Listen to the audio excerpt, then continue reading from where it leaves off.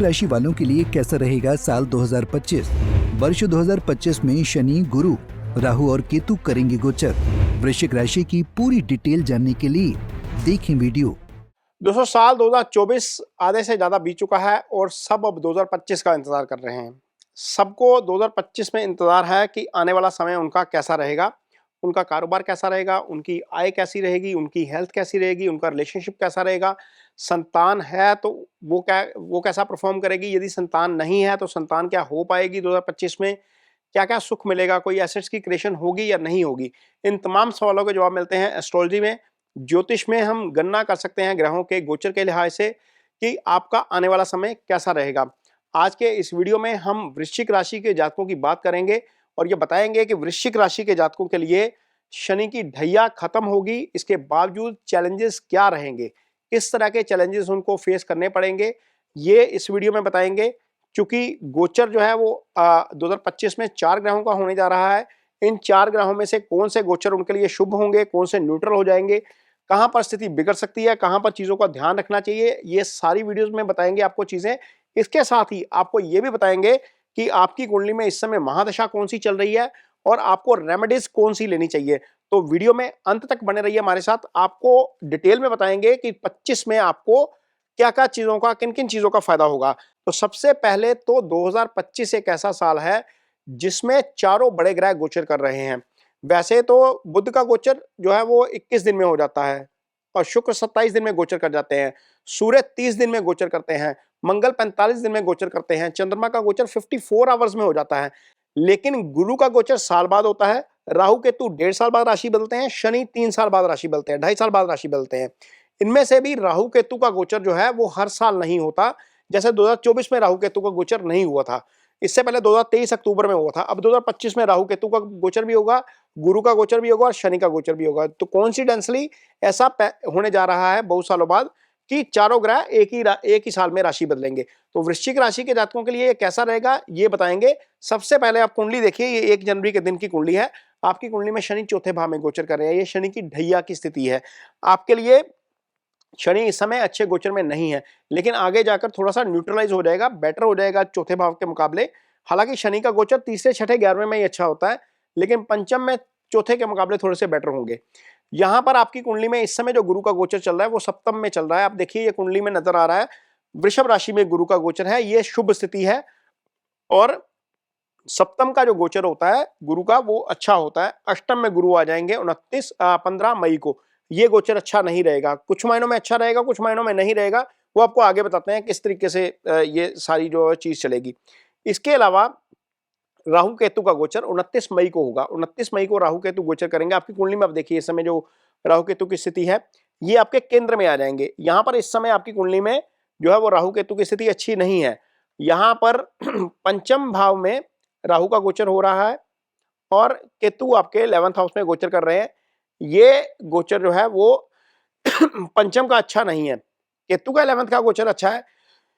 केतु का गोचर आगे भी अच्छा रहेगा। केतु 10वें भाव में भी अच्छा फल करते हैं, तो ये गोचर आपका न्यूट्रल रहेगा, ये चलता रहेगा। शनि थोड़े से जो है वो बेटर हो जाएंगे, चौथे के मुकाबले पंचम में आ जाएंगे। गुरु जो है वो अच्छे नहीं रहेंगे। हालांकि गुरु पहले 4.5 महीने अच्छे रहेंगे, उसके बाद जो गुरु की पोजीशन आएगी अष्टम में, वो वहां पर किन चीजों का ध्यान रखना है वो आपको बताएंगे।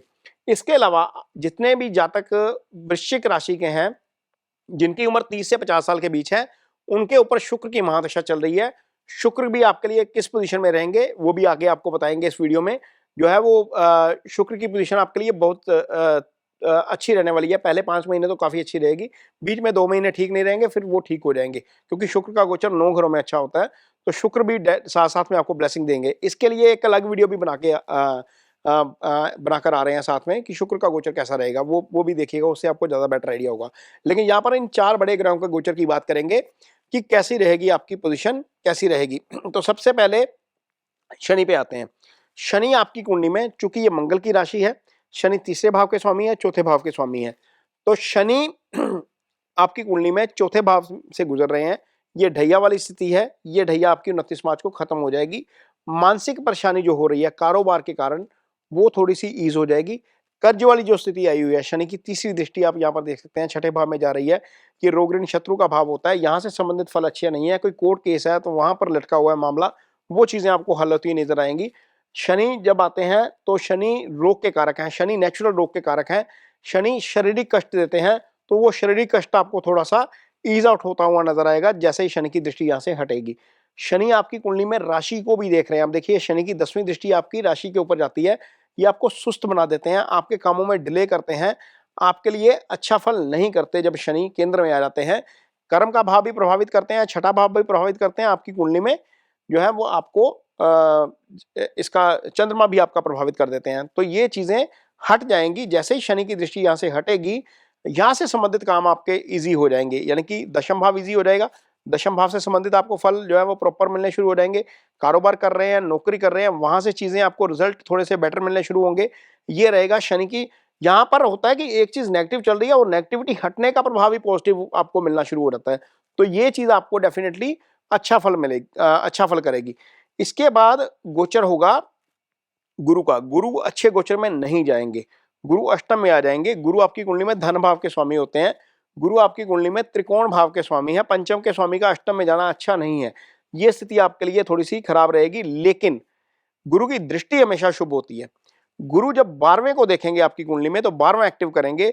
गुरु सीधी दृष्टि से अपने ही भाव को देखेंगे।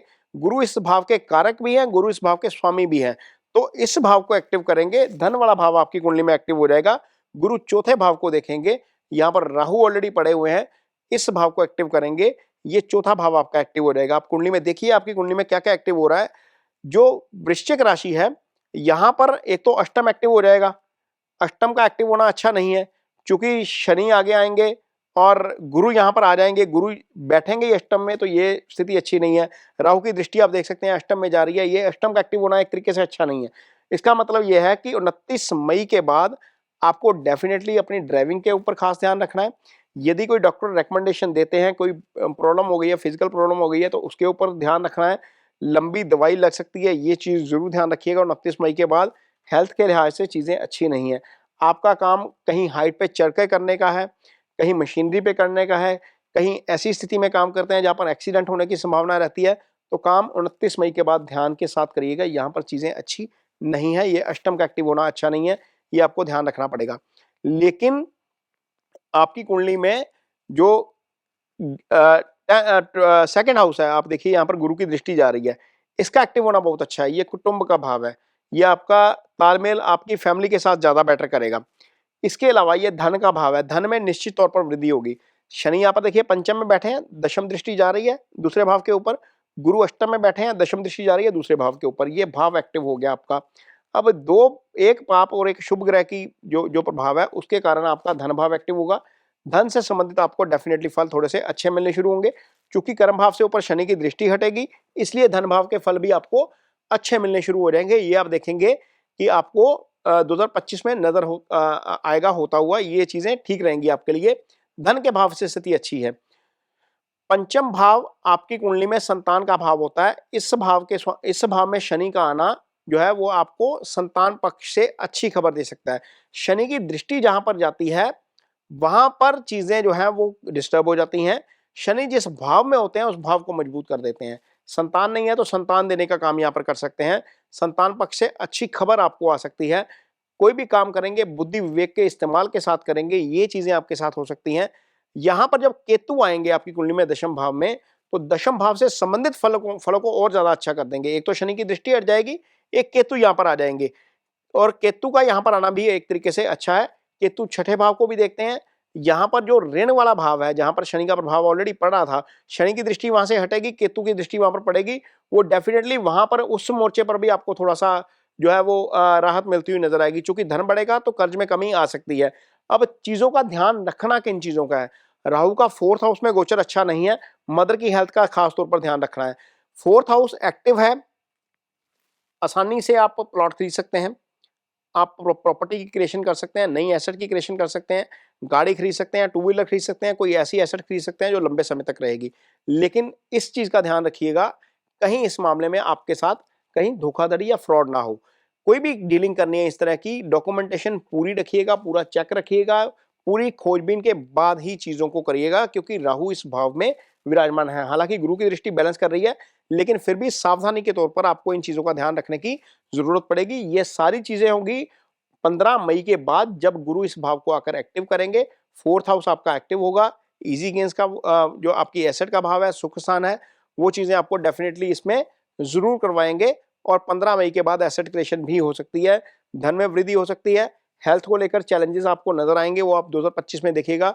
जैसे ही ये सारे गोचर होंगे वो थोड़े से नजर जरूर आएंगे। शनि का नेगेटिव प्रभाव हटेगा, ये चीजें आपके लिए बहुत पॉजिटिव काम जो है वो करेंगी 2025 में। अब जाते जाते बताते हैं वृश्चिक राशि के जितने भी जातक हैं 2030 से लेकर 50 साल के, वो सबके ऊपर शुक्र की महादशा है इस समय। अब शुक्र की महादशा का मतलब है कि आपकी कुंडली में शुक्र जो होते हैं वो सप्तम के स्वामी होते हैं, जो कारोबारी पार्टनर का भी भाव है, आपके लाइफ पार्टनर का भी भाव है। तो चूंकि शुक्र ने भाव एक्टिव किया है, महादशा में एक्टिव है, तो शादी हो सकती है। सबसे पहला तो ये है, कोई पार्टनरशिप में काम करना चाहते हैं तो वो भी हो सकता है। और इसके अलावा जो 12th हाउस का एक्टिव होने का मतलब है विदेश यात्रा भी हो सकती है। खर्चे डेफिनेटली थोड़े से बढ़ सकते हैं, क्योंकि राहु की दृष्टि उस भाव के ऊपर रहेगी। थोड़े से खर्चे जो है वो एक्सेसिव हो सकते हैं, लेकिन वो मई के बाद होंगे, पहले नहीं होंगे। उसके बाद वो गुरु की दृष्टि भी यहाँ पर रहेगी। यदि राहु वो उस भाव को एक्टिव करते हैं तो गुरु भी इस भाव को एक्टिव करते हैं, तो वो भी एक्टिव रहेगा, वो बैलेंस रहेगा। हो सकता है विदेश यात्रा हो, ये संभावना बहुत ज्यादा है। राहु से हम विदेश का विचार करते हैं, 12th हाउस विदेश यात्रा का भाव है, गुरु की दृष्टि उस भाव के ऊपर होने का मतलब है विदेश यात्रा भी हो सकती है। लेकिन इन सारी चीजों के बावजूद महादशा नाथ का अच्छा होना बहुत जरूरी है।